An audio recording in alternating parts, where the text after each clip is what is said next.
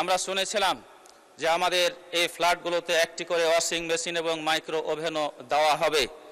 এই পর্দা, micro oven এবং ওয়াশিং মেশিনগুলো আপনার মাধ্যমে পাওয়ার জোর দাবি জানাচ্ছি। মাননীয় স্পিকার, বাজেটটি শুধু বড় নয়, বাজেটে ঘাটতির অঙ্কটিও নিঃসন্দেহে অনেক বড়। সুতরাং এই ঘাটতি পূরণ করার জন্য সরকারকে দেশি এবং বিদেশি ঋণের উপর নির্ভর করতে হবে।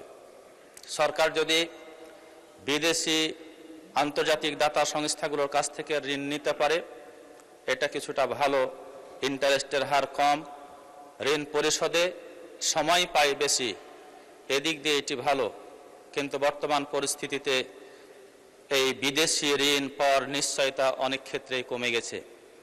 দেশীয় খাত থেকে আমাদের দেশের ব্যাংকগুলো থেকে যদি ঋণ গ্রহণ করে, তাহলে এমনিতেই ব্যাংকগুলোতে যে ঋণ খেলাপির সংখ্যা বৃদ্ধি পেয়েছে, অধিক পরিমাণে ঋণ গ্রহণ করলে আমাদের এই ব্যাংক খাতগুলো একসময় দেউলিয়া হয়ে যেতে পারে। মাননীয় স্পিকার, বাজেটের একটা বড় চাপ হচ্ছে ইন্টারেস্ট পেমেন্ট। এই ইন্টারেস্ট গত 25-26 অর্থ বছরে, যেটা প্রায় 1,22,000 কোটি টাকা ছিল, এই অর্থ বছরে একটা বড় অঙ্কের ঋণ পরিশোধ, সুদ পরিশোধ করতে হবে। মাননীয় স্পিকার, যে টাকা সুদ পরিশোধে ব্যয় হয়, সে টাকা কিন্তু এদেশের স্কুলে যায় না, হাসপাতালে যায় না, আমাদের কৃষকদের উৎপাদনে ব্যয় হয় না।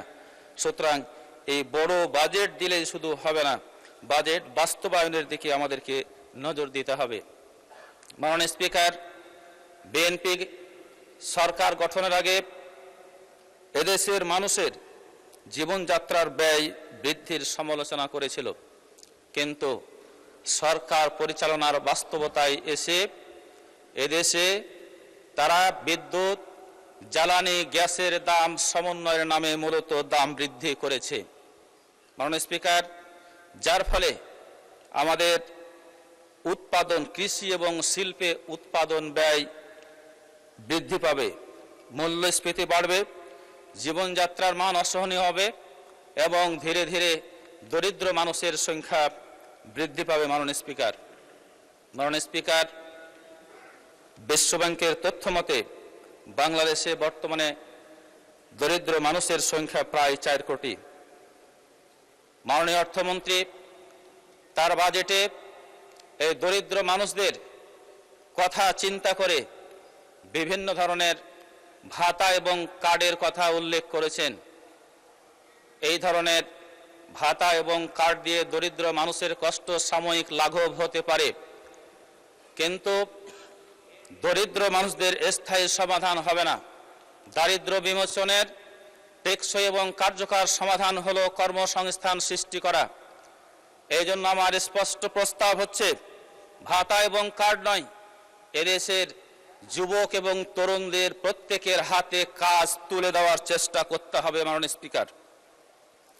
স্পিকার, মাননীয় অর্থমন্ত্রী শিক্ষা খাতে 1,36,606 কোটি টাকার বরাদ্দের প্রস্তাব করেছেন। 2টি মন্ত্রণালয়ের 3টি বিভাগে হিসাব করলে দেখা যায় এই বরাদ্দের পরিমাণ হচ্ছে 1,22,000 কোটি টাকা। মাননীয় স্পিকার, 14,000 কোটি টাকার হিসাব কোথায় খরচ করবেন, কিভাবে খরচ করবেন, মাননীয় অর্থমন্ত্রী তা কিন্তু স্পষ্ট করে বলেন নাই। সুতরাং এখানে একটি গোজামিলের আশ্রয় নেওয়া হয়েছে।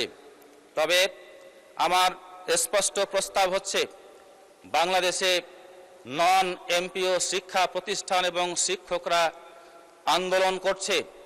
এই সকল শিক্ষা প্রতিষ্ঠান এবং শিক্ষকদের এমপিও ভুক্ত করার জন্য আজকে আমার এই বাজেট বক্তৃতায় জোর দাবি জানাচ্ছি। সাথে সাথে এদেশের ইবতেদায়ী মাদ্রাসাগুলোকে প্রাথমিক শিক্ষা শিক্ষক এবং প্রাথমিক স্কুলের ছাত্রছাত্রীরা যে সকল সুবিধা পায়, তাদের ধাঁচে সুবিধা প্রদান করার জন্য জোর দাবি জানাচ্ছি। ধন্যবাদ মাননীয় সদস্য।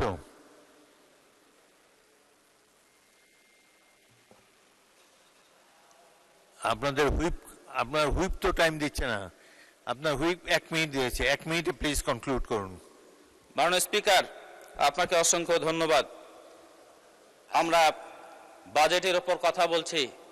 সম্পূরক বাজেটও এই মহান জাতীয় সংসদে পাস হয়েছে।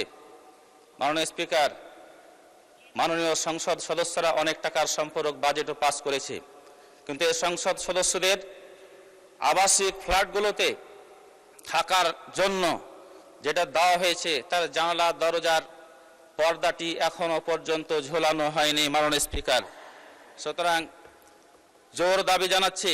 আমরা শুনেছিলাম যে আমাদের এই ফ্ল্যাটগুলোতে একটি করে ওয়াশিং মেশিন এবং মাইক্রো ওভেনও দেওয়া হবে।